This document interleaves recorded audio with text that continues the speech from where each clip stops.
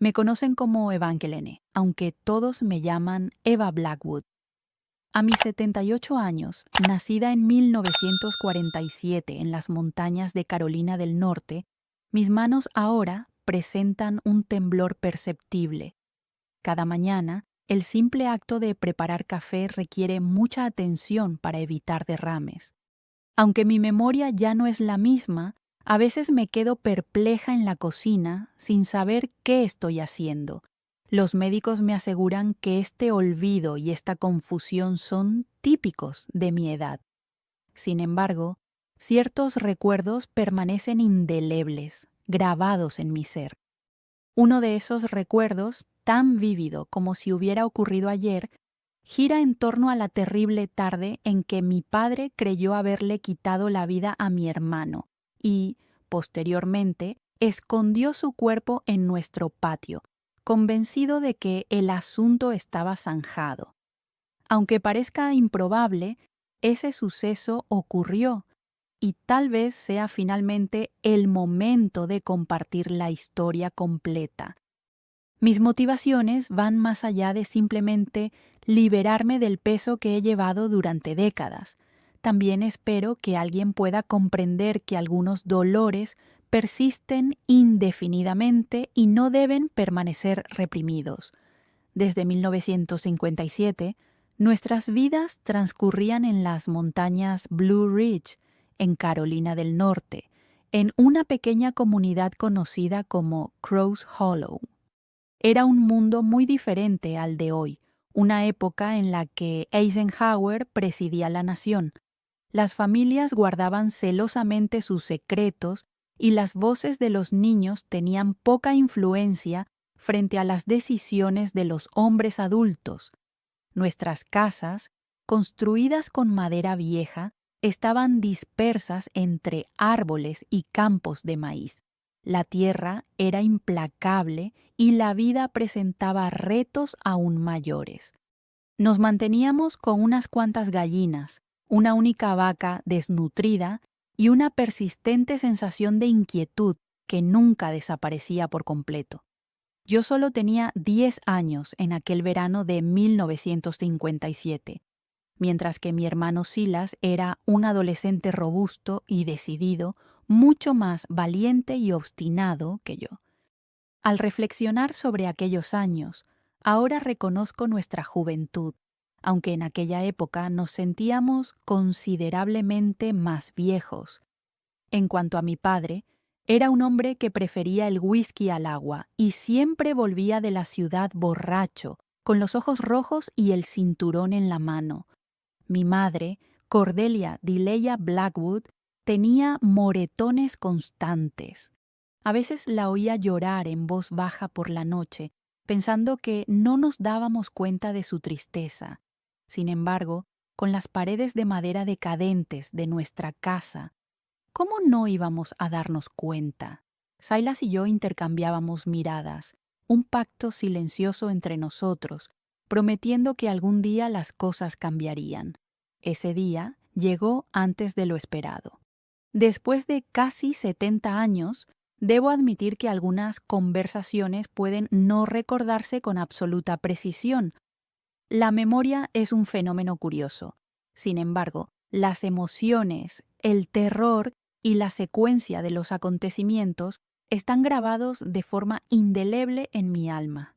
Todo comenzó una tarde sofocante, cuando el sol pegaba con intensidad implacable. Mamá había preparado una comida de pan de maíz con frijoles, sazonada con una pizca de pimienta. Papá llegó a casa, borracho como de costumbre, con el machete colgado del cinturón y los ojos distorsionados por el alcohol. Apenas cruzó el umbral de la puerta, empezó a gritarle a mamá, alegando que la comida estaba fría. Fue entonces cuando Silas se levantó. «¡Basta, papá!», exclamó con una determinación que nunca había visto antes. Mi corazón se hundió. Papá se volvió, enfurecido. «¿Qué has dicho, mocoso? Deja de pegarle. Eso es cobardía, por Dios». La situación se convirtió en un caos cuando papá le dio un fuerte puñetazo en la cara a Silas, haciéndole caer al suelo. Mamá y yo gritamos en respuesta. A pesar de la agresión, Silas, con su obstinación característica, recuperó el equilibrio y se abalanzó sobre papá, golpeándole en el estómago. Noté sangre en los dientes de papá mientras reía, pero estaba lejos de ser una pelea justa. Era una paliza brutal. Papá atacó a Silas sin piedad con los puños, la hebilla del cinturón y cualquier objeto que encontrara. Cuando Silas dejó de moverse, con el cuerpo aparentemente sin vida, papá se quedó allí de pie, cubierto de sudor y temblando visiblemente. Tocó a Silas con cuidado con la punta del zapato, murmurando: «Maldita sea, lo he matado». Oprimido por el terror, perdí el control de la vejiga. Mamá se lanzó desesperadamente sobre el cuerpo de Silas, pero papá la apartó con fuerza. Entonces vino la parte más perturbadora. Salió al patio y cogió una pala. Sin decir una palabra, se adentró en el bosque, cargando con Silas como si fuera un animal sin vida. Lo seguí en silencio, con el corazón destrozado. Me escondí entre unos arbustos, incapaz de abandonar a mi hermano. Cavó con energía frenética, con el sudor corriéndole por la frente. Lloré en silencio, aferrándome a los rosarios que llevaba alrededor del cuello. Cuando terminó de cavar, arrojó el cuerpo de mi hermano al agujero. Fui testigo con mis propios ojos de cómo comenzó a cubrirlo. Entonces Silas se movió. En medio de mi silenciosa desesperación, se produjo un movimiento al otro lado del bosque. Apareció un hombre a caballo, con un sombrero de ala ancha y una expresión asustada. Ezekiel Thompson, que vivía solo desde que su esposa Lupe sucumbió a la neumonía 3 inviernos antes, vivía a unos 3 kilómetros de distancia, en la granja Thornton Ridge. Zeke debía de tener unos 45 años en aquella época, aunque la dura vida en las montañas lo había envejecido prematuramente. Era una época en la que los vecinos solían hacer la vista gorda, en la que los asuntos familiares se quedaban dentro de la familia. Sin embargo, él lo observó todo, pero permaneció en silencio, escondido entre las ramas, observando con los ojos muy abiertos y atentos. Esperó a que mi padre terminara y se marchara. Luego desmontó del caballo y corrió a toda velocidad. Yo también salí del bosque, gritando y llorando. «Está vivo, Zeke. Mi hermano está vivo». Él no dijo nada, solo cogió la pala y empezó a cavar. Cuando finalmente lo sacamos de allí, Silas apenas podía respirar. Su carita estaba cubierta de tierra, sangre seca y miedo. Zeke lo cargó en sus brazos como si fuera su propio hijo y lo puso en el caballo, diciendo: «Vámonos, niña. ¿No puedes quedarte aquí?». Así fue como todo comenzó, pero era solo el comienzo de una historia que cambiaría mi vida para siempre. El caballo avanzaba con cuidado por el camino rocoso, mientras la oscuridad nos envolvía. Yo me aferraba a la cintura de Zeke, temblando de frío y terror. Silas estaba inconsciente sobre la silla, respirando tan superficialmente que temía que cada respiración fuera la última. No intercambiamos una palabra. El bosque estaba extrañamente silencioso, como si sintiera el terrible suceso que había ocurrido. Hasta los grillos se habían escondido. Los únicos sonidos eran la respiración del caballo y el crujir de las ramas secas bajo sus cascos. Zeke era un hombre de pocas palabras. Era un viudo sin hijos que vivía en una vieja cabaña que él mismo había construido, escondida entre los árboles.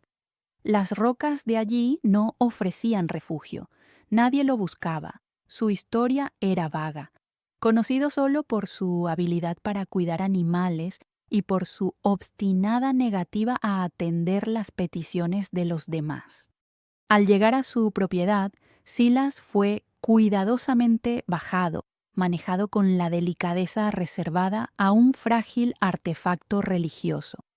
Yo también me desmonté, con las piernas tan entumecidas que caí al suelo.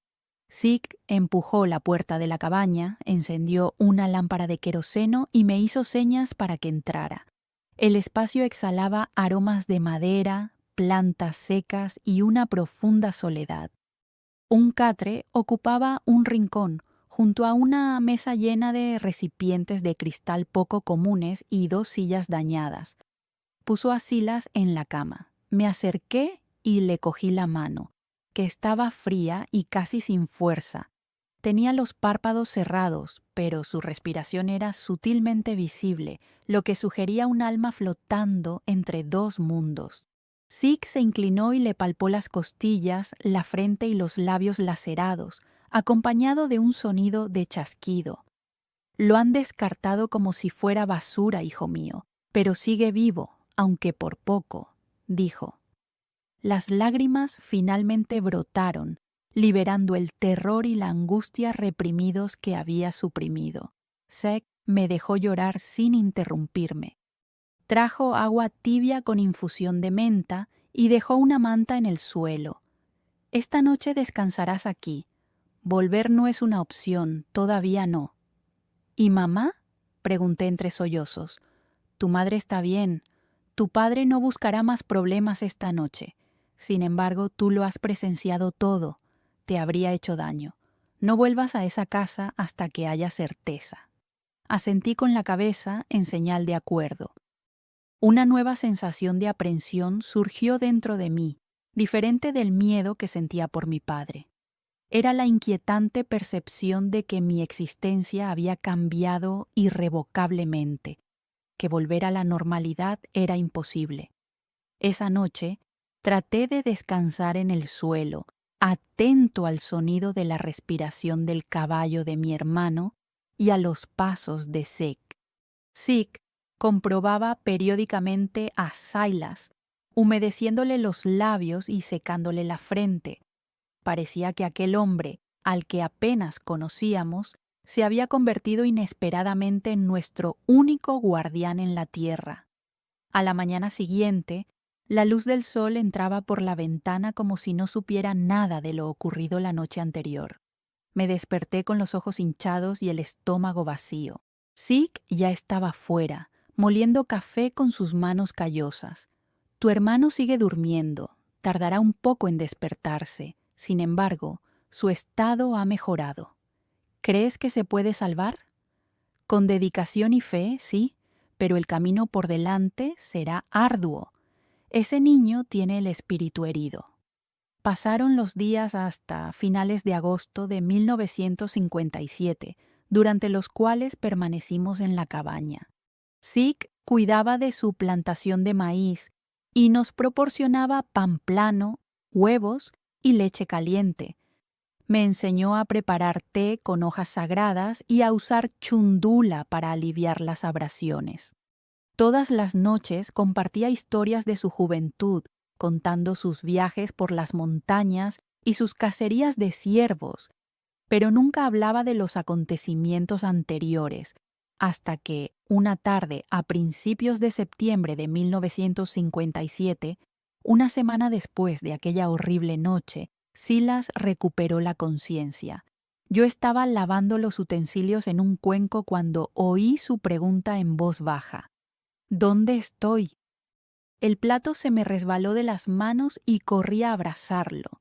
Las lágrimas volvieron a correr, pero eran lágrimas de otra índole, lágrimas de liberación, afecto y optimismo. Silas estaba vivo. Estás a salvo, hermanito. Estás con Zeke, que te ha cuidado. Silas me miró con los ojos vacíos, como si no me reconociera. Mamá, papá. Mamá está bien, papá cree que estás muerto, le dije. Se quedó en silencio, sin responder durante un largo rato.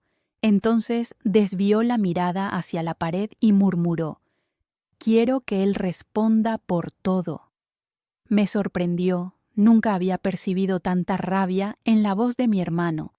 Esa misma noche, Zeke entró en la habitación y nos observó a los dos. Se sentó en una silla frente a nosotros, con el sombrero en las manos. «Escuchadme con atención, niños», comenzó. «Lo que ha pasado no puede seguir así. Sin embargo, debemos manejarlo de la manera correcta, sin ira ni imprudencia. Yo lo presencié todo. Soy consciente de lo que hizo ese hombre. Cuando recuperes tus fuerzas, Silas, hablaremos con el sheriff. Mientras tanto, nadie debe saber que estás vivo. Silas asintió con la cabeza, prometiendo obedecer, pero juró: por la Virgen, algún día pagará por todos sus actos. Esa promesa era como una semilla plantada en el corazón de mi hermano. Podía ver el cambio en sus ojos. El niño inocente que antes se divertía persiguiendo luciérnagas estaba siendo sustituido poco a poco por alguien más endurecido, alguien que había comprendido que el mundo podía ser inimaginablemente cruel. Sin embargo, bajo esa apariencia endurecida, aún vislumbraba al hermano que conocía, luchando por sobrevivir. Ninguno de nosotros comprendía hasta qué punto esa semilla de venganza florecería en los meses siguientes, transformando no solo a Silas, sino a todos nosotros. El niño que había sido enterrado vivo había desaparecido irrevocablemente, sustituido por alguien más duro, alguien que comprendía que la supervivencia a veces exige transformarse en alguien totalmente nuevo. Lo que no nos dimos cuenta era que a partir de ese momento nada volvería a ser como antes, ni para nosotros ni para mi padre. El tiempo pasaba lentamente, como agua densa. Cada día en la cabaña de Zek era una mezcla de silencio, cuidados y miradas cargadas de sentimientos no expresados. Silas se estaba recuperando gradualmente. Al principio, apenas podía sentarse en la cama. Luego, logró dar algunos pasos. Al cabo de un mes, caminaba como un anciano, delgado, con los ojos hundidos, pero con una fuerza nueva en la mirada que antes no tenía. Lo observaba por las noches, sentado cerca de la ventana, con la mirada fija en la oscuridad, como si pudiera ver a través de las colinas hasta la casa donde lo habían enterrado vivo. Hablaba poco, pero cuando lo hacía, su voz estaba alterada, más grave, como si el sufrimiento lo hubiera madurado abruptamente. Al mismo tiempo, Zeke y yo nos ocupábamos lo mejor que podíamos. Él mejoró mis habilidades de lectura y me hizo escribir en un cuaderno viejo, afirmando que era beneficioso para la mente y para alejar la locura en medio de tanto silencio. También me enseñó a ordeñar la vaca, a identificar plantas medicinales y a preparar tortillas de nixtamal. Sin embargo, seguía preocupada por mi madre. ¿Estaría bien? ¿Sabría que Silas no estaba muerto? ¿Mi padre la habría sometido a más abusos? Esas preguntas me corroían el alma, como ratas devorando maíz. Un día, Zeke me encontró llorando detrás del corral. Estaba sentada en una piedra, con las trenzas despeinadas y las rodillas arañadas de tanto correr entre las malas hierbas. No puedo más, Zeke, me lamenté. No sé nada de ella, ni siquiera una señal. No llores, respondió él. Hija mía, comenzó sentándose a mi lado. Mañana, al amanecer, iré a la ciudad a ver cómo está tu madre. Te prometo que volveré por la noche con noticia. No pude pegar ojo en toda la noche, y Silas tampoco. Él permaneció vigilante, con los ojos bien abiertos, como si anticipara un peligro que nunca se materializó. Me invadió el miedo de que Zeke no volviera, pero regresó, llegando tan pronto como los primeros rayos de sol asomaron por las cimas de las montañas. Lo vimos a lo lejos, reconocible por su sombrero gastado y su andar cansado. Corrí hacia él como si fuera mi propio abuelo querido, con el corazón latiendo con fuerza por la ansiedad. ¿Está bien mi madre? ¿La has visto? Le pregunté con voz llena de urgencia. Zeke me acarició suavemente la cabeza y se arrodilló para mirarme directamente a los ojos. Tu madre está viva, me tranquilizó. Está herida, pero sigue luchando. No sabe que estás aquí, cree que estás con un pariente y piensa que Silas está muerto y enterrado. Un nudo doloroso se formó en mi pecho, dificultándome la respiración. ¿Y papá? ¿Qué le ha pasado a mi papá?, pregunté con la voz apenas un susurro. Tu padre está retraído y silencioso desde aquella noche, respondió Zeke, sombrío. No ha dicho ni una palabra sobre lo que pasó. Vaga por el rancho como un alma perdida, pero no sospecha que alguien haya sido testigo de sus actos. Sin embargo, aunque lo denunciaras, teniendo en cuenta que lo viste todo, Zeke me miró con expresión triste, sin pruebas. Es inútil, Eva. Podría alegar que fue un accidente, que el niño se hizo daño o que simplemente se escapó.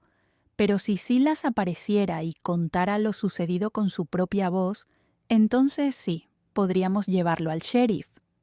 Debes recordar, enfatizó Zeke, que eso fue en 1957. Los servicios de protección infantil, tal y como los conocemos hoy en día, no existían. No había líneas directas para la violencia doméstica ni leyes de denuncia obligatoria. Ese día, Silas escuchó todo lo que Zeke le dijo y, por primera vez, declaró con convicción: «Estoy listo». «Todavía no, chico», respondió Zeke con firmeza. «¿Estás vivo?» «Sí, pero aún no eres lo suficientemente fuerte. Necesitas estar completamente curado, con la cabeza despejada y equilibrada. Esperemos un poco más». Silas permaneció en silencio, con la mandíbula apretada. Una semana después de llegar a la cabaña de Zeke, Silas comenzó a documentar lo que había sucedido. Utilizó el cuaderno de Zeke para detallar meticulosamente cada golpe, cada palabra, cada acción que papá había realizado al cargarlo y enterrarlo. Me pidió que hiciera lo mismo, que escribiera todo desde mi perspectiva. Queríamos asegurarnos de que, cuando llegara el momento, no se olvidara ningún detalle. Zeke nos ayudó a organizar nuestros pensamientos e ideas, explicándonos que un testimonio sin una estructura clara a menudo se pierde en el caos.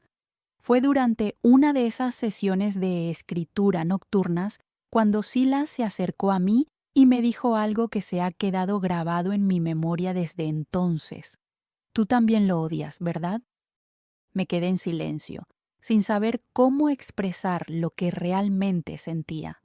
No sé si lo odio, Silas, pero sé que ya no le tengo miedo. Bajó la mirada y una sombra de dolor cruzó su rostro. Yo lo odio y no me avergüenza admitirlo. Lo odio por lo que me hizo, por lo que le hizo a mamá, por cómo nos robó la infancia. Lo abracé con fuerza, sintiendo su cuerpo delgado bajo mis brazos. Sus costillas parecían ramas secas y quebradizas. No naciste para odiar. No dejes que eso te envenene, Silas. Silas no respondió, pero esa noche tuvo una pesadilla con mi padre. Se despertó gritando, empapado en sudor. Corrí a su lado, lo abracé con fuerza y él comenzó a llorar como un niño pequeño. Lo vi convertirse de nuevo en ese niño destrozado. Me ahogaba, incapaz de respirar, como si me estuvieran echando tierra en la cara. Sí, al oír el alboroto en la habitación contigua, apareció con un vaso de agua. «¿Es típico?», dijo. «Los recuerdos no son tan fáciles de olvidar, pero algún día te darás cuenta de que te despertarás libre de esa angustia. Ese día debe llegar pronto porque yo no puedo soportarlo más». Sin que lo supiéramos, ese día se acercaba más rápido de lo previsto. Al amanecer, un camión municipal se detuvo en la propiedad de Zeke. El sheriff, vestido con su uniforme gastado y un sombrero de paja, estaba acompañado por 2 delegados armados. Zeke, de pie junto a su caballo, se dirigió al sheriff cuando éste se acercó para saludarlo. «¿Qué te trae por aquí, sheriff?», preguntó Zeke. «Alguien del pueblo nos ha informado de que estás dando refugio a un niño desaparecido», respondió el sheriff. Silas y yo lo oímos todo desde dentro. Intercambiamos miradas silenciosas, conscientes de que ese momento era inevitable, pero no esperábamos que fuera tan pronto. Zeke bajó la voz e invitó al sheriff a entrar. Sheriff Hensley tiene que escuchar una historia muy seria y ser testigo de primera mano de lo que sus conciudadanos no pueden comprender. Con eso, la puerta al pasado se abrió una vez más, esta vez con testigos. Mi corazón latía con fuerza, como si estuviera a punto de explotar en mi pecho. El sheriff Hensley salió de la camioneta con expresión sombría, examinándolo todo como si anticipara una mentira. Lo acompañaban dos hombres armados, uno empuñando una escopeta antigua, el otro pareciendo inseguro sobre su propósito allí. Sin embargo, el sheriff Hensley estaba claramente al mando, un hombre conocido por su dureza, pero también por su justicia. Zeke lo saludó con evidente respeto, sombrero en mano, sin mostrar miedo, solo deferencia. Antes de decir una palabra, sheriff Hensley tiene que escuchar algo muy importante. Por favor, entre. El sheriff le lanzó una mirada recelosa, con los ojos llenos de sospecha. Zeke, ¿qué esconde en su cabaña? ¿Qué son esos rumores? Una dolorosa verdad que ya no puede permanecer oculta, respondió Zeke. En ese momento, Zeke nos hizo un gesto para que nos acercáramos. Silas se quedó detrás de la puerta, temblando, no por miedo al sheriff, sino por las implicaciones de rebelarse. Era como anunciar al mundo: aquí estoy, no pudieron matarme y sé quién lo intentó. Le apreté la mano, tranquilizándolo. Es la hora, hermano. Él asintió con la cabeza. Salimos juntos y, al vernos, los ojos del sheriff se abrieron como si hubiera visto un fantasma. No puede ser, pero tú deberías estar muerto, chico. Silas se puso de pie y pronunció las palabras más firmes que le había oído decir jamás. No, señor, estoy vivo, pero mi padre me enterró creyendo que estaba muerto. Los delegados armados intercambiaron miradas perplejas. El sheriff se acercó mirando alternativamente a Zeke, a mí y a Silas. Será mejor que me expliques esto desde el principio. Los cuatro nos acomodamos en la pequeña sala de estar de Zeke. Tenía las manos sudorosas y las piernas rígidas. Zeke cogió los cuadernos en los que Silas y yo habíamos documentado nuestros recuerdos. El sheriff comenzó a leer, al principio con el ceño fruncido, luego con los ojos muy abiertos. ¿Es eso cierto?, preguntó tras una pausa, con voz apagada. ¿Tu padre te golpeó hasta dejarte inconsciente y luego te enterró? Silas se levantó la camisa, dejando al descubierto las cicatrices que aún le quedaban, marcas moradas en las costillas y una herida mal curada en la cabeza. Me abandonaron en un agujero, me trataron como a un animal, me dieron por muerto. Afortunadamente, Zeke fue testigo de todo lo sucedido. Me sacó de la tierra y me rescató. El sheriff Hensley, visiblemente conmocionado y con el rostro pálido, preguntó a Zeke: ¿Lo viste todo, Zeke?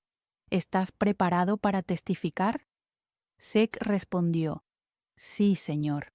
Lo vi todo escondido entre los arbustos. Me quedé escondido mientras le golpeaba y mientras ese hombre despreciable le enterraba. Esperé a que se fuera y entonces desenterré al niño. Todavía respiraba. El sheriff hizo una pausa contemplando la gravedad de la situación antes de levantarse y declarar: esto es extremadamente serio. Necesito que el niño preste declaración oficial junto con usted, Eva, y usted, Zeke. Vamos al ayuntamiento. Silas, lleno de ansiedad, expresó sus preocupaciones. ¿Y si descubre que estoy vivo? ¿Y si quiere venganza? El sheriff lo tranquilizó. No te tocará ni un pelo. Te lo juro por la tumba de mi madre que, si cometió los actos que has descrito, será arrestado. Zeke asintió y afirmó: yo iré con ustedes, no los abandonaré. Nos subieron a la camioneta y yo temblaba de miedo. El viaje hasta el ayuntamiento se me hizo interminable, aunque solo fue un trayecto corto de 20 minutos. Silas permaneció en silencio, respirando con calma y apretando los puños como si se preparara para una batalla. Al llegar, nos llevaron a una oficina equipada con una grabadora y una máquina de escribir. Una mujer compasiva nos ofreció café y pan, pero yo no podía tragar nada. Silas fue el primero en entrar y permaneció allí durante casi 2 horas. Contó todos los detalles con una precisión impresionante, que incluso me sorprendió. No lloró, pero su voz se volvió más intensa cuando habló de mamá, describiendo su rostro ensangrentado, los labios agrietados y los ojos vacíos. Entonces llegó mi turno. Tenía las manos sudorosas, pero conté todo exactamente como lo había escrito, sin omitir nada. Describí cómo seguía a papá hasta el bosque, cómo lo vi cavando y cómo lo oí declarar que había matado a su hijo. Finalmente, Zeke entró. Podíamos oír su voz profunda y firme desde fuera. Habló con firmeza y sin vacilar. No embelleció la historia con teatralidad ni le restó importancia. Simplemente transmitió la verdad como testigo, salvador y hombre justo. Cuando terminó, el sheriff apareció con los papeles en la mano y afirmó: «Esto es más que suficiente. Vamos a arrestar a ese miserable». Nos llevaron a una casa segura, cerca del centro de la ciudad. Nos explicaron que era mejor no volver al asentamiento todavía, ya que teníamos que esperar a que se produjera el arresto. Esa noche, ninguno de nosotros durmió, ni Silas ni yo. El miedo resurgía con cada sombra y cada paso fuera de la puerta. Sin embargo, al amanecer llegaron noticias. Un grupo de policías había ido a Crows Hollow y rodeado la casa de mi padre. Lo encontraron borracho durmiendo en el pasillo. Cuando le informaron de que su hijo estaba vivo y lo había denunciado, se quedó sin palabras. No negó nada, solo bajó la cabeza, informaron. «Está vivo», repitió, como un eco. Pensaba que estaba muerto. Lo esposaron sin resistencia, lo metieron en el coche patrulla y se lo llevaron directamente a la penitenciaría estatal de Cedar Creek. Cuando el sheriff regresó y nos dio la noticia, Silas permaneció tranquilo, sin mostrar signos de alegría. No lloró, pero afirmó: «No quiero volver a ver su cara nunca más». El sheriff lo miró con respeto y le dijo: «No tienes por qué. Hiciste lo que tenías que hacer. Ahora es nuestra responsabilidad». Esto marcó el final de una parte de la prueba, pero las consecuencias resultaron igualmente desafiantes, ya que, aunque el cuerpo se cura, el espíritu lleva cicatrices que causan agonía en las horas más silenciosas de la noche. La noticia se extendió como la pólvora. Jeremiah Jeb Blackwood, la figura más temida del asentamiento de Crows Hollow, había sido arrestado por intentar asesinar a su propio hijo. Algunos se negaron a aceptarlo, descartando la noticia como rumores sin fundamento, fruto de la embriaguez. Otros, los que conocían bien a mi padre, simplemente bajaron la mirada y murmuraron que eso debería haber sucedido hace mucho tiempo. Sin embargo, nadie, ni siquiera nosotros, sabía lo que estaba a punto de suceder dentro de los muros de la prisión. Permanecimos bajo la custodia protectora del municipio, tratando de recuperar la compostura. Silas no tenía apetito y se pasaba el tiempo mirando por la ventana, como si estuviera anticipando algo o como si cada sombra guardara un recuerdo de aquella horrible noche. Yo pensaba constantemente en mamá. El sheriff envió a 2 policías para ver cómo estaba. Le informaron de que Silas estaba vivo y que estábamos a salvo. Al oírlo, se desmayó, llorando como si su alma hubiera abandonado su cuerpo, suplicando perdón en soledad. Teníamos muchas ganas de verla, pero aún no era seguro. El ambiente en el asentamiento era tenso. Muchos eran amigos de mi padre y, aunque conocían su naturaleza violenta, desaprobaban la exposición pública de asuntos privados, como decían. Al tercer día después del arresto llegó el sheriff Hensley con el rostro pálido y la voz baja. Llamó a la puerta de la casa donde nos alojábamos y pidió hablar con nosotros. Niños, necesito que se sienten. Sentí un escalofrío recorrer mi espina dorsal. Silas cruzó los brazos y permaneció de pie, inmóvil como una estatua de piedra. Su padre falleció esta mañana. Exhalé involuntariamente. Silas permaneció impasible. ¿Cómo? Pregunté con voz débil. Lo mataron en la cárcel. Se hizo un silencio sepulcral. ¿Quién? ¿Por qué? Preguntó Zeke, frunciendo el ceño. El sheriff bajó la voz. Al ingresar, uno de los reclusos reconoció su apellido. Resulta que, años atrás, Jeremiah agredió a un hombre en una taberna de Asheville y lo dejó paralítico. Ese hombre murió poco después y su hermano, que ahora está en la cárcel, nunca lo olvidó. Lo esperó y, anoche, junto con otros reclusos, lo golpearon hasta que no pudo resistir más.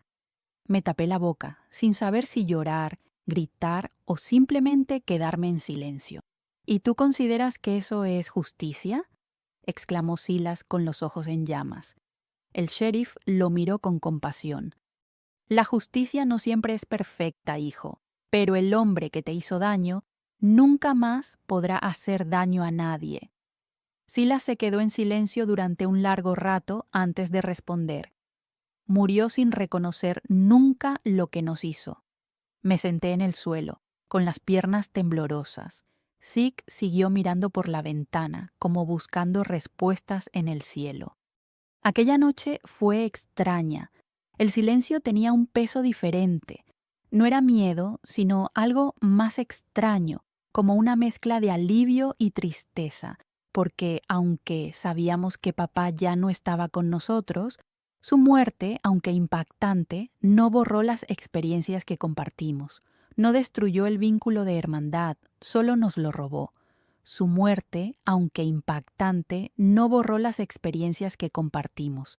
No rompió el lazo de hermandad, solo nos lo robó. ¿Lo extrañas?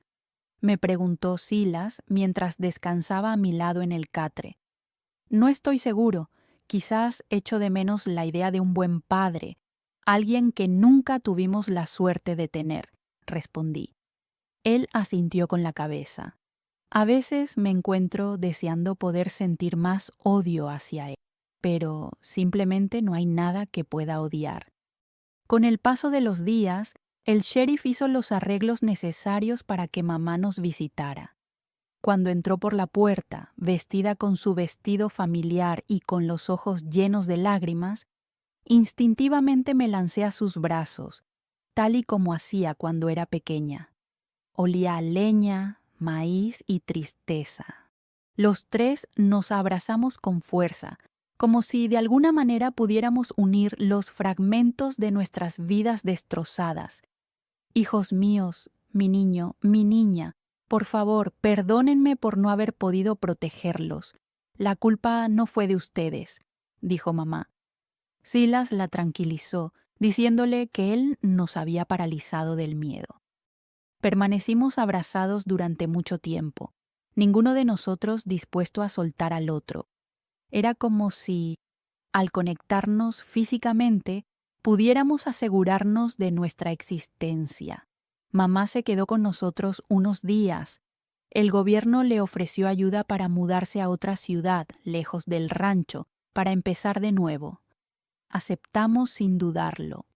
Ninguno de nosotros quería volver a esa casa ni enfrentarse a los recuerdos inquietantes grabados en sus paredes. Zeke parecía ser el que más sufría por nuestra marcha, aunque no lo expresaba con palabras. Sabía que se había encariñado con nosotros, nos cuidaba como si fuéramos su propia familia.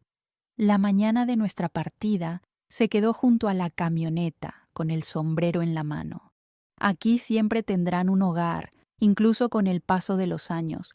Estaré aquí con café caliente y palabras reconfortantes. Gracias, Zeke, respondió mamá. Nunca olvidaremos lo que has hecho por mis hijos. Silas lo abrazó con fuerza, con los ojos cerrados, sin decir nada. A veces, el silencio transmite más que las palabras jamás podrían.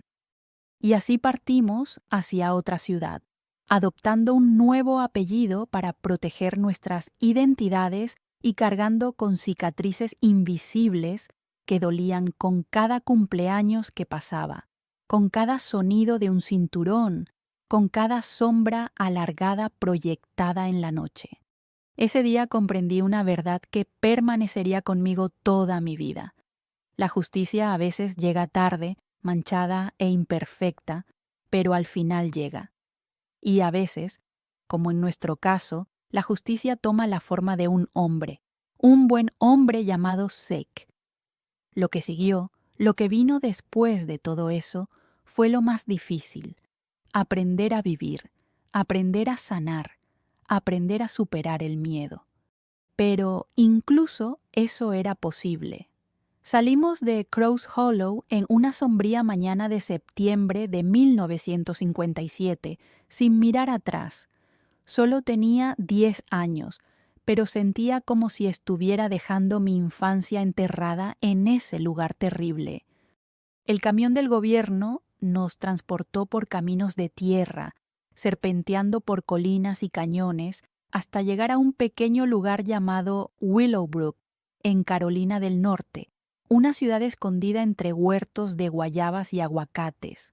Allí nadie nos reconocía, nadie sabía las experiencias que habíamos vivido, y fue como renacer. Nos dieron una casa sencilla, con paredes de adobe, techo de zinc y un gran patio que podía albergar todo lo que nos habían quitado: silencio, paz y un atisbo de esperanza. Era un préstamo del Departamento de Servicios para Niños y Familias, mientras mamá buscaba trabajo. Los primeros días fueron extraños mientras caminábamos, casi como si el terreno fuera desconocido, alimentando la preocupación de que nuestro padre pudiera aparecer en la siguiente esquina, con la hebilla del cinturón en la mano y los ojos llenos de animosidad. Era difícil dormir. Silas y yo estábamos atormentados por sueños perturbadores. A medianoche, mamá se levantaba para encender una vela y murmuraba oraciones, con la esperanza de que su devoción pudiera disipar las sombras persistentes. Sin embargo, poco a poco, empezamos a liberar la tensión. El barrio era tranquilo y los vecinos mostraban respeto. La señora Prudence Prue Hawthorne, una mujer cuyo rostro tenía más arrugas que una mazorca de maíz marchita, fue una de las primeras en darnos la bienvenida. Nos obsequió con un plato de enchiladas verdes y una jarra de té de hibisco. Que Dios los bendiga, mis queridos hijos. Todos llevamos cargas. Sepan que no están solos, dijo. Silas le dedicó una sonrisa, la primera en días. El primer cambio significativo fue observar la sonrisa de mamá, ahora sin miedo. Empezó a vender pan de maíz y conservas en el mercado local los domingos, preparándolos con hoja santa y salsa de ciruela, una receta que le había enseñado su abuela. La gente hacía cola ansiosa para comprar sus productos. Yo me encargaba de cuidar el dinero, mientras que Silas se encargaba de buscar el nixtamal. La transformación de Silas fue diferente. Al principio se aisló, retirándose a la ladera con su cuaderno y su bolígrafo. Pasaba horas incontables bajo un árbol, absorto en su escritura. Nunca supe el contenido de sus escritos. Un día le pregunté y me respondió: «Estoy ordenando mis pensamientos. Hay cosas dentro de mí que temo que exploten». Temía que se estuviera quedando atrapado en el pasado, pero reconocía que cada individuo procesa el duelo a su manera. Un profesor de secundaria, Cornelius Whitman, un hombre de voz sonora y rasgos bonitos, se fijó en Silas. Encontró uno de los escritos de Silas que éste había dejado inadvertidamente en un banco. ¿Has escrito tú esto?, le preguntó al día siguiente. Silas apartó la mirada y respondió: sí, pero es solo un borrador. El señor Whitman le puso la mano en el hombro y le dijo: joven, tú no escribes simplemente, tú sangras sobre el papel. Esto tiene que compartirse. Y así fue como Silas comenzó a participar en las reuniones literarias de la ciudad. Con su cuaderno en la mano, se ponía delante de un público compuesto por adultos, adolescentes y niños y narraba historias. Nunca afirmó explícitamente que fueran suyas, pero todos nosotros percibíamos su origen. El público escuchaba con atención, algunos llorando, otros aplaudiendo al final, con los ojos brillantes de lágrimas. Un día, una mujer se le acercó y le dijo: gracias, joven, me has recordado que es posible perseverar. Yo fui testigo de su florecimiento.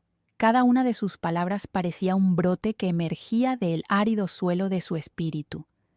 En el otoño de 1958, un año después de nuestra llegada, mamá había ahorrado lo suficiente para alquilar una casita más respetable, con suelos resistentes y ventanas con rejas. Me matriculé en la escuela local y descubrí la alegría de estudiar. Aspiraba a ser profesora para orientar a niñas como yo, que se habían visto obligadas a madurar prematuramente. Una tarde, recibimos una carta que nos causó un escalofrío. Era de Crows Hollow, escrita por Zeke. Hijos míos, no pasa un solo día sin que piense en ustedes. Aquí todo sigue tranquilo, pero el bosque es menos amenazante desde que se fueron. Tengan fe. La cosecha de maíz ha sido abundante este año y los cafetos han florecido como no lo hacían desde que falleció mi Lupe. Me habéis dado una familia, aunque por un tiempo seguid adelante y no os aferréis al pasado.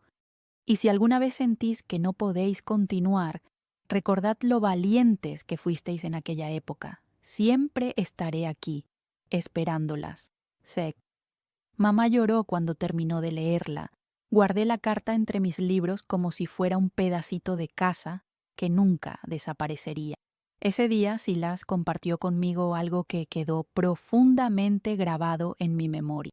Sabes, Eva, me dijo, creo que sobrevivimos por algo más grande que el simple hecho de existir. Le pregunté, ¿cómo qué? Él respondió, para dar testimonio, asegurándonos de que nadie más tenga que pasar por lo que nosotros pasamos en silencio. Y cumplió su promesa. Poco después, el señor Whitman le ayudó a publicar un pequeño libro artesanal con sus historias. Lo vendieron en la plaza del pueblo, con la foto de un árbol antiguo en la portada. El título era Enterrado vivo. La gente empezó a compartir sus propias historias. Mujeres, niños y hombres silenciosos que habían soportado en silencio palizas y culpa durante muchos años. El libro de Silas abrió puertas que nunca imaginamos que fueran posibles. Sin embargo, incluso cuando la vida comenzó a tomar un rumbo diferente, hubo momentos difíciles, días en los que el ambiente parecía opresivo, en los que los recuerdos resurgían como dagas ocultas. Una tarde, mientras ayudábamos a mamá con la masa, le pregunté a Silas si ya había perdonado a papá. Se quedó en silencio por un momento antes de responder. No estoy seguro de haberlo perdonado, pero ya no lo llevo conmigo, y eso por sí solo es un gran paso adelante. Asentí con la cabeza, entendiendo que no había nada más que decir, porque perdonar, comprendí ese día, no siempre significa liberar a la otra persona. A veces significa liberarse a uno mismo, permitiéndose caminar sin el peso emocional que nos oprime. Y así, entre sacos de harina, libros leídos en voz alta y tardes llenas de tamales, reconstruimos lo que antes estaba tan fragmentado que creíamos irreparable. Willowbrook no era un paraíso perfecto, Tenía sus defectos, sus aspectos oscuros, sus momentos de olvido, pero también tenía lo que más necesitábamos, un suelo fértil donde la vida pudiera finalmente florecer una vez más. En 1959 habían pasado 2 años desde que escapamos del tormento de Crows Hollow. Yo tenía ahora 12 años, Silas tenía 15, y aprendimos a respirar de otra manera, a vivir sin miedo constante, a confiar poco a poco en la vida. Sin embargo, hay ciertas cosas que, por muy profundamente que las entierres, por mucho que las cubras con flores, pan caliente o cartas bien escritas, siguen hablando. No se callan, simplemente se instalan en un rincón de tu alma y allí, en silencio, esperan su momento. Era una tarde lluviosa de 1962 cuando todo empezó a agitarse de nuevo. Yo tenía 15 años y estaba en la cocina amasando masa, cuando Silas, que ahora tenía 18 años, entró empapado, con el cuaderno en la mano y una intensidad ardiente en los ojos. Eva, dijo, me han invitado a hablar en Asheville en una conferencia sobre violencia familiar. Quieren que lea mi historia. Me detuve, con las manos cubiertas de masa, temblando por dentro. ¿Toda tu historia, así, tal como está, con nombres, fechas, todo? Mi reacción inicial fue decir que no, para que no se expusiera, para no revivir esos recuerdos. Pero reprimí mis palabras porque lo miré y supe que no era por fama o reconocimiento, era por justicia, una justicia que iba más allá de la cárcel o la muerte. Era por todos aquellos que no pudieron hablar. Mamá permaneció en silencio en ese momento, simplemente con los ojos llorosos y continuando moliendo los chiles con calma. Pero esa noche, mientras todos dormían, la oí rezar con una intensidad incomparable. Querido Dios, dale fuerzas, protégele y evita que se destruya una vez más. La reunión tuvo lugar en un edificio escolar considerable, que destacaba por sus techos altos y sus paredes adornadas con pinturas vibrantes e ilustrativas. La señora Prue y el señor Whitman estaban presentes con nosotros. Sé, por desgracia, no pudo asistir, pero transmitió su apoyo mediante una carta en la que respaldaba todos los sentimientos que Silas expresaría. El auditorio estaba abarrotado con un público muy variado, que incluía mujeres acompañadas de sus hijos, educadores, estudiantes e incluso policías de paisano. Cuando se anunció el nombre de mi hermano, un profundo silencio se apoderó de la sala, como si se hubiera suspendido el aire. Silas se acercó al escenario, sosteniendo su cuaderno gastado, respiró hondo, miró a los presentes y comenzó a hablar. Me llamo Silas Blackwood y tengo 18 años. Cuando tenía 13 años, 5 años antes, en 1957, mi propio padre me declaró muerto y procedió a enterrarme vivo. La multitud quedó conmocionada. Algunos interpretaron inicialmente que se trataba de una metáfora, hasta que contó los angustiosos detalles, el sonido de la hebilla, los gritos desesperados de mi madre, el silencio opresivo de la tierra. Sobreviví no gracias a mi padre, sino a un valiente vecino, que tuvo el coraje que les faltó a los demás, intervino y me salvó. Desde ese momento, decidí que algún día hablaría, porque el silencio también mata. Las lágrimas corrían libremente por toda la sala. Un hombre robusto, vestido con una camisa a cuadros, ocultaba su rostro entre las manos. Una niña abrazaba con fuerza a su madre, y yo simplemente lloraba en silencio, sosteniendo las manos de mi madre, presenciando cómo mi hermano trascendía las limitaciones de su prueba personal.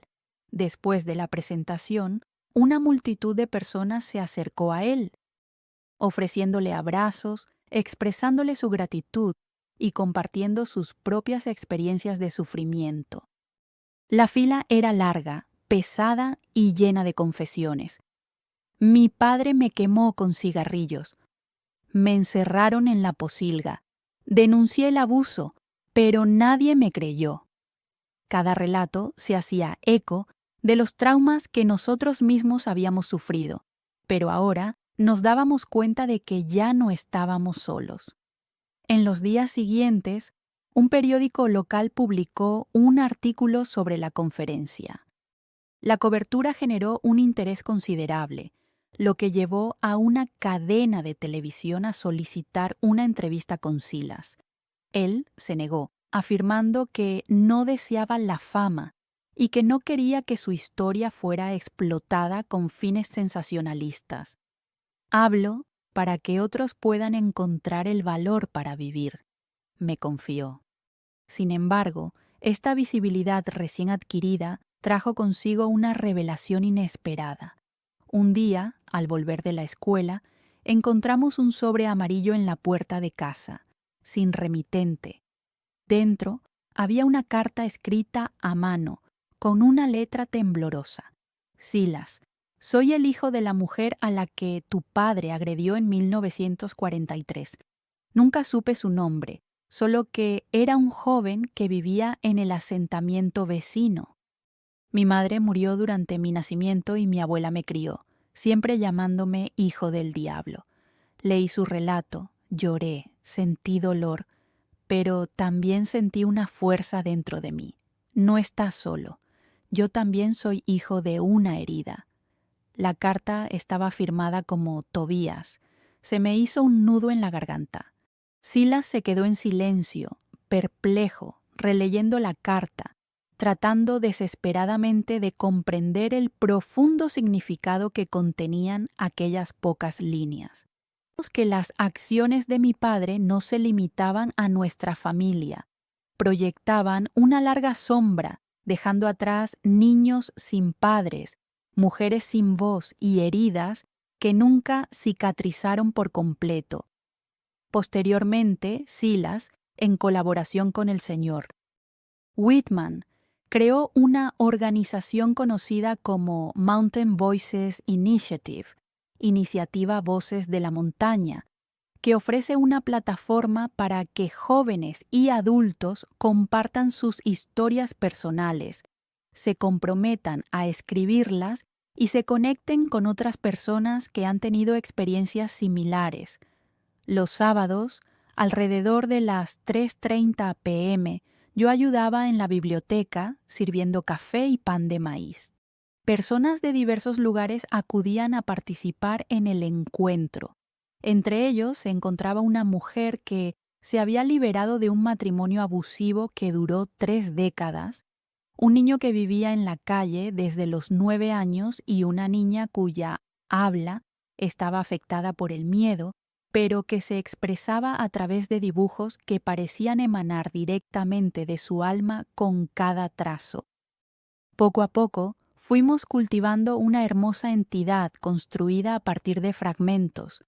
Un día, alrededor de las 39:56, mientras colocábamos carteles del grupo en la plaza, Silas se me acercó y me preguntó: ¿te acuerdas de cuando creía que todo estaba irremediablemente perdido?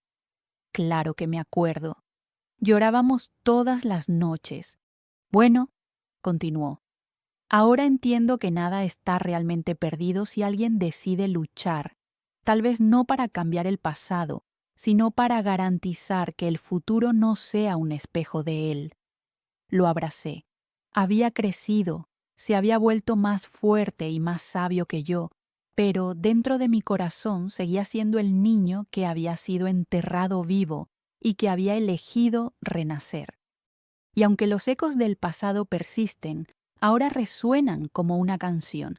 El tiempo pasó, como suele suceder en los pueblos pequeños, lentamente, según los relojes, pero rápidamente en la piel. En 1965, alrededor de las 4:38, ya no éramos los mismos niños que llegaron a Willowbrook, temblando 8 años antes. A los 18 años, me preparaba para hacer el examen de ingreso a la escuela normal rural, con la firme aspiración de convertirme en profesor. Silas, que en 1965 tenía 21 años, 8 después de nuestra fuga, se había convertido en una figura respetada en la región. Donde antes era visto como el niño con una historia trágica, ahora era buscado para organizar foros, ayudar con informes y apoyar diversos procesos comunitarios. Sin embargo, a pesar de todo lo que habíamos superado, un área seguía siendo inaccesible, protegida por una cerradura formidable y una llave perdida. Crow's Hollow. Era el terreno donde nacimos, donde todo se desmoronó, donde mi hermano fue enterrado vivo y donde mi madre casi sucumbió al dolor. Nunca volvimos allí. Rara vez hablábamos de ello como si fuera un lugar maldito, mencionado solo en voz baja para no despertar a los muertos. Entonces, un día, alrededor de las 41:31, llegó otra carta, pero esta vez no era de alguien en busca de consuelo. Era de alguien que nos invitaba a volver. Silas y Eva, decía, les escribo en nombre de la comunidad. Hace un mes falleció la señora Oilia F. Sutton. Vivía frente a su casa. En su testamento declaró que ustedes eran los legítimos propietarios del terreno de Jeremiah y que, si lo deseaban, podían volver a verlo una última vez antes de que el bosque lo recuperara. Nadie vive allí desde hace años. La casa se está deteriorando, pero la tierra sigue dando frutos. Sabréis cuándo es el momento de volver. Estaba firmada. Sí, recité la carta en voz alta, alrededor de las 42:08. Mamá se quedó en silencio, con las manos cerradas y los labios temblorosos. Silas permaneció en silencio durante un largo rato. Luego se levantó, tomó un viejo cuaderno, el que guardaba desde que nos fuimos del rancho, y declaró: «Es hora». El viaje de regreso parecía un sueño surrealista que al mismo tiempo causaba dolor y ofrecía consuelo. Las curvas de la colina, los árboles centenarios que parecían reconocernos, el olor a algarroba mezclado con tierra húmeda, todo se comunicaba con nosotros en silencio. Al llegar al rancho, lo primero que notamos fue la puerta oxidada, la misma de siempre. Todas las noches mi padre cerraba la casa con una cadena, pero ahora la cadena había desaparecido, solo quedaba el marco vacío, que parecía una boca vieja y desdentada. La casa en sí parecía haberse convertido en nada más que polvo y silencio total. El techo estaba lleno de agujeros, las enredaderas se habían infiltrado en las paredes y, en la entrada, un árbol de algarrobo retorcido parecía abrazar la estructura. Silas dudó, sin entrar de inmediato. Se quedó allí, con la mirada recorriendo todo, una mezcla de ira y nostalgia evidente en su expresión. Yo, sin embargo, entré. La mesa donde compartíamos comidas silenciosas estaba allí, al igual que el rincón donde mi madre se sentaba a rezar y el lugar oscuro donde mi padre guardaba su machete. Todo estaba cubierto de telarañas y hojas secas, pero permanecía perfectamente intacto en mi memoria. Silas entró entonces en la habitación donde dormíamos, tocó la cama de madera rota y se agachó para coger una pequeña piedra. Cuando éramos niños, la pintamos con pintura azul. ¿Te acuerdas?, preguntó con voz entrecortada. La enterramos allí cuando juramos que nunca dejaríamos que se llevara nuestras almas.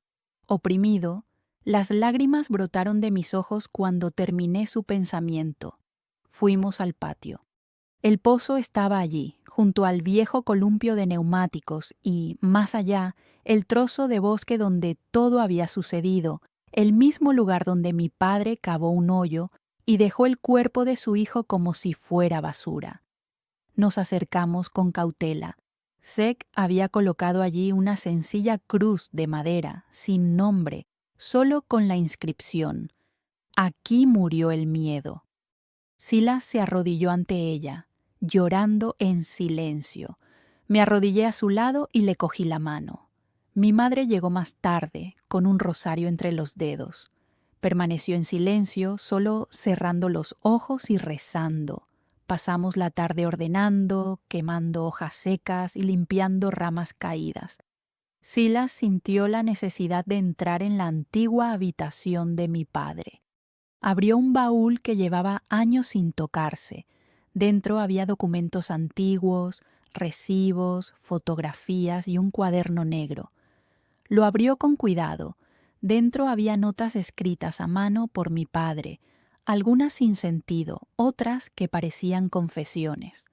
En una página, escrito con tinta fluida, decía: «No nací malo, las palizas de mi padre me endurecieron. Pero cuando veo a mis hijos durmiendo, siento que es demasiado tarde para cambiar. Espero que algún día me perdonen por lo que no supe ser». Silas cerró el cuaderno, no hizo ningún comentario. Simplemente se levantó y lo arrojó al fuego. Las páginas ardieron lentamente, como si se resistieran a revelar sus secretos. Esa noche nos quedamos en casa de Zeke. Parecía más viejo, más arrugado, pero sus ojos conservaban la misma bondad. Nos preparó café y tortillas recién hechas. «Volver es siempre una forma de quedarse», dijo. «A veces solo hay que mirar atrás, hacer las paces con los fantasmas y seguir adelante». «¿Y si la tierra ya no da frutos?», pregunté. «Si sembramos con el alma, hasta las piedras florecerán», respondió con una sonrisa. Antes de irnos, Silas plantó un jacarandá en el terreno donde casi perdió la vida. Él mismo cavó el hoyo, colocó cuidadosamente la raíz y regó la tierra con agua y una mezcla de lágrimas. «Esto crecerá», dijo, «y cada vez que alguien pase por aquí, habrá algo hermoso donde antes había dolor». Regresamos a Willowbrook transformados, más ligeros, como si finalmente hubiéramos liberado una carga que llevábamos a cuestas desde la infancia. Mi madre volvió a hacer sus tamales y yo volví a estudiar. Silas siguió escribiendo, pero su forma de ser había cambiado. Sus cartas ya no transmitían angustia, sino vitalidad. En consecuencia, comprendimos que la cura no se alcanza mediante el olvido, sino que se produce cuando se tiene la fuerza para afrontar el sufrimiento directamente y afirmar: «Ya no tienes poder sobre mí». Porque volver al lugar donde todo se hizo añicos y marcharse con firmeza también es una forma de renacimiento. Antes de que pasara un mes desde nuestro regreso a Crows Hollow, recibimos una foto en el móvil.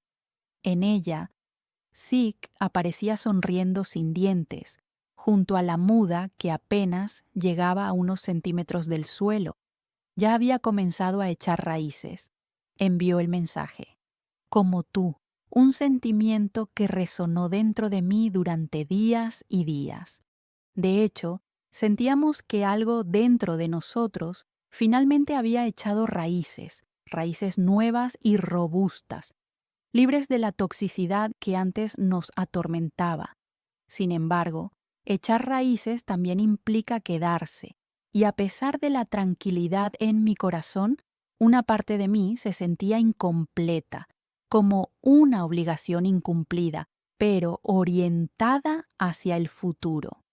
Fue Silas quien lo articuló una noche, mientras tomaba café con mamá bajo las estrellas. «Quiero trabajar con los niños del rancho Crows Hollow». Mamá respondió levantando las cejas. «¿Allí? Y con los de aquí también. Quiero empezar ofreciéndoles lo que nadie nos ofreció nunca: escucharlos». Así nació lo que él llamó Proyecto de Renacimiento de las Raíces, un modesto taller que abarcaba la escritura, la expresión artística y el diálogo para niños y niñas que vivían en comunidades donde la violencia era reprimida o velada por clichés religiosos y comidas reconfortantes. El señor Whitman, el educador que lo apoyó desde el principio, se convirtió en uno de sus primeros aliados. Se asociaron con una organización no gubernamental y consiguieron algunas donaciones de pizarras, libros y un altavoz antiguo que funcionaba intermitentemente cuando se golpeaba. Comenzaron en Willowbrook, reuniéndose una vez a la semana los sábados por la mañana. El patio de la biblioteca bullía de risas, tizas de colores, papeles arrugados y preguntas conmovedoras. ¿Está mal que mi padre le grite a mi madre? Mi tío me toca, pero dice que es un secreto. Aspiro a ser como tú, Silas, a crear textos que liberen mis pensamientos más íntimos. Sentía un enorme deseo de abrazarlos a todos. A veces los abrazaba, otras veces simplemente lloraba a su lado asegurándoles: no están solos, no están locos, no es culpa suya. Silas no solo tenía talento para escribir, sino también para escuchar con atención y sin juzgar, haciendo que cada persona sintiera que su dolor era válido, que sus palabras eran importantes y que el silencio no era su único recurso. Un día, después de una sesión exigente, con un niño que contó cómo su padrastro lo había encerrado en un gallinero, Silas se sentó a mi lado con los ojos brillantes. ¿Y si nuestros esfuerzos son insuficientes? ¿Y si no logramos alcanzarlos? Le tomé la mano y le dije: los alcanzarás con solo un hermano, uno que sobreviva, uno que se salve, uno que hable. Con solo uno ya habrás logrado un milagro. La noticia de nuestros esfuerzos llegó a Crows Hollow, provocando, sorprendentemente, no rechazo, sino curiosidad. Un día, Zeke envió un mensaje. Un grupo de madres de aquí solicita tu presencia. Dicen que tienen hijos, que necesitan liberarse de la carga que llevan, que ahora se dan cuenta de que el silencio no les ha ofrecido protección. Al leer esto, la cara de mamá se puso pálida. Vuelve a la tierra que casi te consume, pero esta vez responde con seguridad, sin miedo. Ahora somos nosotros quienes cuidamos de ellos y ellos ya no nos entierran. La reunión inicial en Crows Hollow tuvo lugar en la misma pequeña escuela rural donde aprendí a leer en medio de la turbulencia de mi infancia. Era un aula desgastada, llena de pizarras polvorientas y pupitres con declaraciones de amor y palabrotas grabadas. Los niños llegaron tímidamente, muchos de ellos hijos o nietos de personas que conocieron a nuestro padre. Algunos incluso lo recordaban. ¿Eres hijo de Jeremiah?, preguntó una niña delgada con unos ojos excepcionalmente grandes. Silas se arrodilló para mirarla a los ojos y respondió: sí, pero no soy él. Ella sonrió tímidamente y comentó: qué bien, hablas con amabilidad. Ese día escuchamos relatos que resonaban con nuestras propias experiencias de vida. Un niño contó que dormía en el gallinero para escapar de las constantes discusiones de sus padres. Otra niña compartió que mojaba la cama todas las noches desde que su tío había abusado de ella. Un adolescente, emocionado, recordó a su madre protegiéndolo del machete de su padre. Silas escuchaba atentamente. Les enseñó a escribir, dibujar, crear mundos imaginarios sin gritos ni abusos. Aquí nadie os juzgará, les tranquilizó. Aquí podéis liberar lo que os atormenta por dentro. Cada encuentro parecía una ceremonia comunitaria, pero sin afiliación religiosa, solo con fe en el poder de las palabras, en la compasión y en la posibilidad de devolver la infancia a los niños. Les ayudé a escribir cartas, sin saber a quién iban dirigidas. Algunas estaban dirigidas a sus padres, otras a Dios y otras a ellos mismos. Un niño escribió: querido yo del futuro, espero que seas feliz. Ahora estoy luchando, pero me defiendo como un gato acorralado. Todos nos emocionamos hasta las lágrimas, incluso Zeke. que había venido para presenciar el florecimiento de lo que él había ayudado a desenterrar. «Miren todo lo que ha surgido de este abismo», exclamó, «hasta poesía». Con el paso del tiempo, el proyecto de revitalización de Ruth se expandió a otras comunidades, convirtiéndose en un vivero de artistas, defensores y narradores. Algunos de esos niños, ahora adolescentes, comenzaron a hacer presentaciones callejeras utilizando sus narraciones. Uno de ellos, Caleb, declaró ante toda la ciudad un día: «Soy hijo del miedo, pero hoy declaro que no transmitiré ese miedo a nadie». Respondimos con aplausos, lágrimas y abrazos, porque cuando un niño encuentra su voz, tiene el potencial de salvarse. Una tarde, mientras organizaba cajas de libros donados, Silas me mostró un trozo de papel arrugado con algo que había escrito esa misma mañana. Me lo entregó en silencio. Decía: «Fui enterrado por un hombre destruido. Un hombre bueno me desenterró. Mi hermana, un jacarandá y las palabras me salvaron». Lo abracé con fuerza. «¿Y ahora qué?», le pregunté. «Ahora es el momento de plantar más árboles y asegurarnos de que nadie más tenga que escribir desde la tumba». Fue entonces cuando comprendí plenamente nuestra misión: no solo hablar, sino crear oportunidades, derribar barreras y llevar la luz donde antes solo había oscuridad. Porque la tierra que antes amenazaba con tragarnos, ahora sustenta nuestra propia existencia.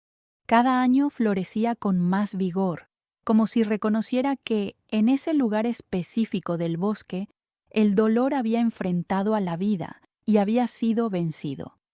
Han pasado casi 5 años desde nuestra aventura inicial.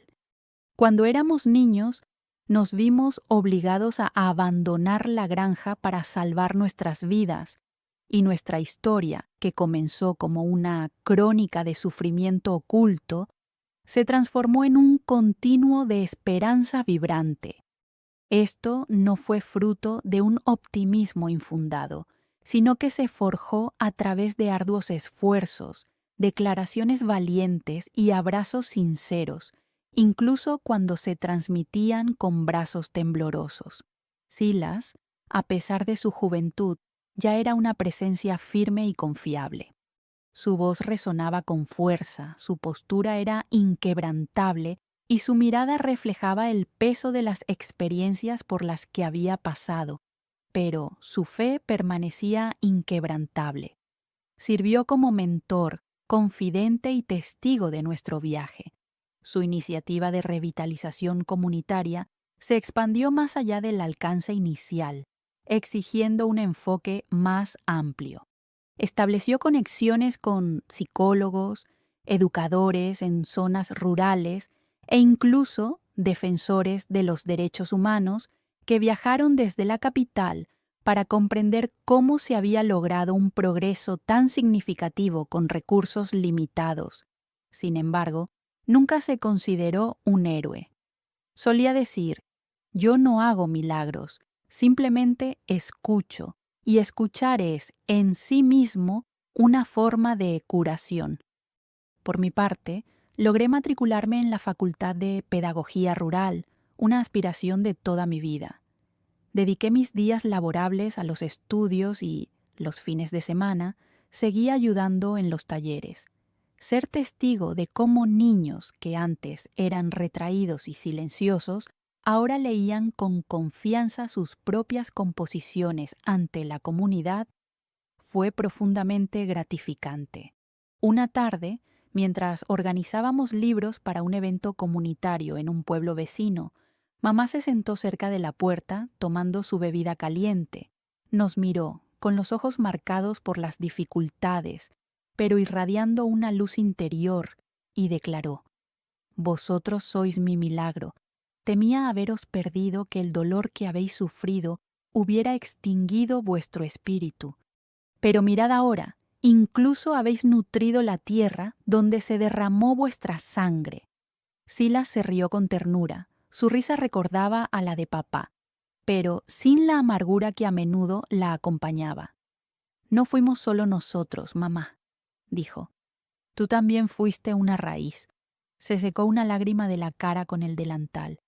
Yo solo recé. A veces rezar es un acto de resistencia, dijo. Y resistir es un acto de amor, respondí tomándole la mano. Fue durante el mes de mayo, cuando los árboles de jacarandá estaban en plena floración, cuando ocurrió algo extraordinario. El festival inaugural Heritage World en Crows Hollow, no en Willowbrook ni en Asheville, sino en la propia ciudad que antes carecía de voz o reconocimiento. El organismo organizador, compuesto por mujeres locales, solicitó que el festival se bautizara en honor a Silas. Él se opuso inmediatamente, sugiriendo un nombre alternativo e insistiendo en que el evento era para el beneficio de todos. En consecuencia, se bautizó como Donde comienza la vida. La gente viajó desde ciudades vecinas, desde la ciudad y desde granjas remotas. Montaron tiendas llenas de libros, representaron espectáculos de marionetas, crearon artesanías en papel y montaron mesas donde los niños ofrecían dibujos acompañados de frases que habían aprendido en los talleres. Una de esas frases decía: aquí ya no expresamos nuestra ira gritando, aquí nos comunicamos con el corazón. Silas inauguró el festival con un discurso conciso pero impactante, que resonó como un trueno en medio de la sequía. Este lugar, donde antes creía que encontraría mi fin, ahora es una fuente de historias. Si estás aquí, si alguna vez te has sentido ignorado, este espacio es tuyo. Tus palabras son semillas, tu verdad es una raíz y, aunque intentaron enterrarte, no sabían que tú también eras una semilla. El público se levantó para aplaudir. Muchos lloraron, otros se abrazaron y algunas mujeres mayores, que antes defendían a mi padre por costumbre o por miedo, se acercaron a nosotros con una humildad renovada en los ojos. Lo siento, no lo sabía. Lo importante es que ahora están informados y no permanecerán en silencio, respondió Silas ese día. Durante el festival ocurrió algo inesperado. Un joven de unos 20 años se acercó a nosotros. Era alto, tenía el pelo oscuro y una mirada difícil de descifrar, llena de cierta pesadez. Llevaba un cuaderno en la mano. Lo identificamos como Tobias Toby, el hijo de 22 años de la mujer a la que nuestro padre había agredido muchos años antes, según la carta que habíamos recibido. Parecía estar temblando ligeramente. Silas dio un paso hacia él. ¿Eres tú?, preguntó Silas. El joven asintió con la cabeza. He venido a mirarte a los ojos y expresarte mi gratitud. Tu historia me ha liberado de mi vergüenza. Me ha permitido comprender que no me define lo que él me hizo, sino lo que he elegido ser. Nos dimos la mano, formando un círculo que parecía poderoso, vibrante y puro. Mientras los pétalos morados del fénix caían suavemente sobre nuestros pies descalzos, me di cuenta de que no solo habíamos sobrevivido al dolor, sino que lo habíamos trascendido. La tierra que antes parecía destinada a enterrar nuestros sueños se había convertido en el suelo que ahora nutre la esperanza y el amor. Cuando la sinceridad y el coraje están presentes, la curación no solo se produce en nuestras heridas, sino que aprendemos a florecer radiantemente a partir de las mismas experiencias que antes nos destruyeron. Algunas heridas parecen el fin absoluto, pero en realidad son solo pausas temporales, momentos que nos permiten reflexionar, aprender a respirar, levantarnos y seguir adelante, esta vez con un corazón más fuerte y más tierno. Antes percibía el dolor como oscuridad, pero ahora entiendo que es la forma en que navegamos por la oscuridad lo que define la luz. Si te encuentras recorriendo un camino difícil, Si tu corazón lleva cicatrices que no son visibles a simple vista, por favor, cree en esto. Ningún dolor es sin sentido, ningún sueño es demasiado lejano, y tú también tienes la capacidad de florecer. Gracias por acompañarnos en este viaje de contar historias. Si estas palabras te han llegado, por favor, haz clic en me gusta. Y no olvides suscribirte al canal para que podamos seguir compartiendo, sanando y avanzando juntos a través de las historias que están por venir, porque a veces una sola frase puede servir como un puente, una mano extendida, un nuevo comienzo.